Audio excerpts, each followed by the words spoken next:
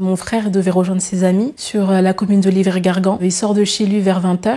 Donc au moment de traverser, il croise la route de Soufiane, un déséquilibré, multirécidiviste, qui a eu aucun échange entre eux. Soufiane s'est jeté sur mon frère une première fois, lui a mis les premiers coups de couteau. Mon frère tombe à terre.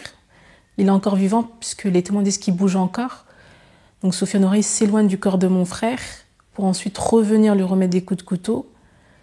Il s'éloigne encore une fois, il revient encore une fois lui remettre des coups de couteau. Tout ça sans que personne n'intervienne. C'était une attaque complètement gratuite. Ce qui nous a choqués, c'est que dans un premier temps, il y a eu une vidéo.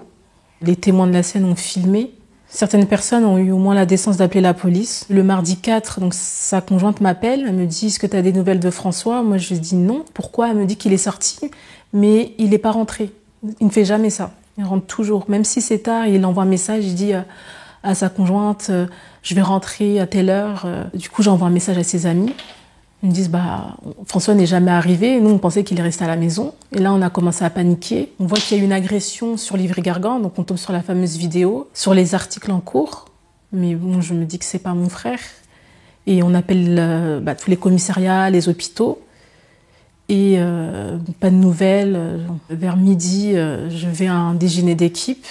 Et là, ma belle-sœur m'appelle et elle me dit « Augustine, il faut que tu viennes à la maison parce qu'il y a la police. » J'arrive dans l'appartement de mon frère, je vois qu'il y a 3 policiers qui m'annoncent que mon frère a été tué par un déséquilibré. Si j'ai accepté de témoigner, c'est parce que j'ai envie de mettre la lumière sur l'injustice que ma famille ainsi que mon frère a subie. Mon frère, c'était une personne très très solaire. C'était une personne qui n'était pas prise de tête. On pouvait lui demander conseil. Moi, par exemple, en étant sa petite sœur, je l'appelais pour mes problèmes maritaux, je pouvais parler de tout avec lui. C'était une personne qui aimait beaucoup le foot. Il travaillait du coup dans un magasin de vente de vêtements de sport. Il avait pour projet de se reconvertir donc dans l'immobilier. On devait ouvrir une agence tous les deux. Il a une concubine et un petit-fils de 2 ans qu'il aimait énormément. Il était tellement fier de son fils. C'était une personne pleine de vie, Quelle est la défense du meurtrier présumé? Que savez-vous du profil de cet homme déjà bien connu de la justice? Soufiane Oraoui qui a dit de lui-même, quand il a été interrogé, qu'il avait entendu des voix. Ça a commencé, si je me souviens bien, c'est 2011. Il a agressé son voisin boulanger avec plusieurs coups de cutter. En 2012, il revient agresser le directeur de la boulangerie. Cette fois avec une arme à feu, parce que soi-disant, encore une fois, il a entendu des voix qui disaient que ce directeur de boulangerie avait agressé sa sœur, alors que c'était complètement faux. Enfin, là, en 2012, il a été interné, il est sorti, il a eu une interdiction de porter une arme. En 2015, sur Paris, il tire plusieurs balles à un jeune père de famille, sans histoire, nommé Johan. Il échappe à la justice, parce qu'il a prétexté qu'il entendait des voix, donc il a été reconnu déséquilibré encore une fois, donc irresponsable pénalement, et il a évité la prison. Donc à la suite de ce meurtre, en 2015, il est interné, cet hôpital en commun accord avec l'hôpital d'Aulnay-sous-Bois, donc Robert Ballanger, qui vont l'autoriser à sortir en 2022. Donc il s'installe sur la ville de Livry-Gargan.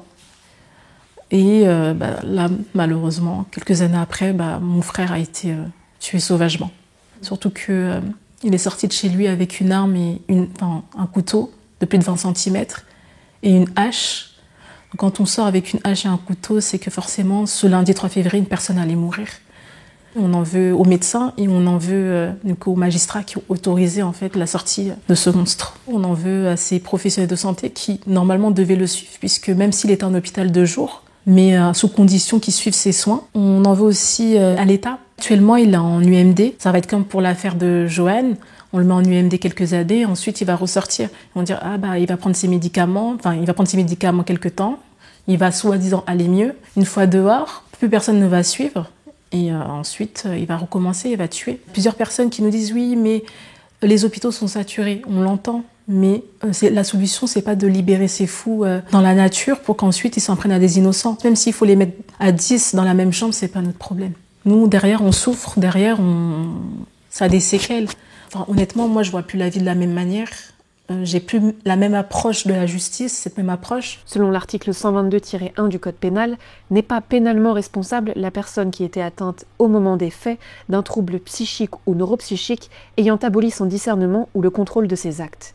Est-ce à cet article que vous faites référence lorsque vous parlez de permis de tuer? Oui, je trouve que cette loi En fait, c'est un permis de tuer. On peut tuer en toute impunité. On veut qu'il y ait justice, c'est-à-dire qu'on veut que Soufiane Ourayhi soit condamné, qu'on aille au pénal. On est en contact avec une association qui s'appelle Delphine Sandrine, donc qui a été créée pour regrouper toutes les familles qui ont perdu un proche à cause d'un déséquilibre entre guillemets, comme le cas de Alban, un jeune père de famille qui a été tué. Pareil, comme pour mon frère, son tueur a plaidé la folie et risque de s'échapper. Pour nous, c'est comme si la justice nous crachait à la figure en nous disant ils sont malades, ils savent pas ce qu'ils font, ils peuvent tuer, mais bon, on n'y peut rien. Que ce soit les hôpitaux, les magistrats et même Soufiane, on va pas les laisser s'en sortir facilement. Il y a eu trop de victimes et mon frère, c'est un être humain. Il a une âme, il a accompli des choses, il devait continuer à accomplir des choses. Je suis très en colère, triste, mais j'essaie de... Vu que ça fait 3 mois, enfin à peu près, toute ma tristesse, j'essaie de la garder. Je pourrais l'évacuer quand j'aurai justice. Là, pour le moment, c'est que de la colère.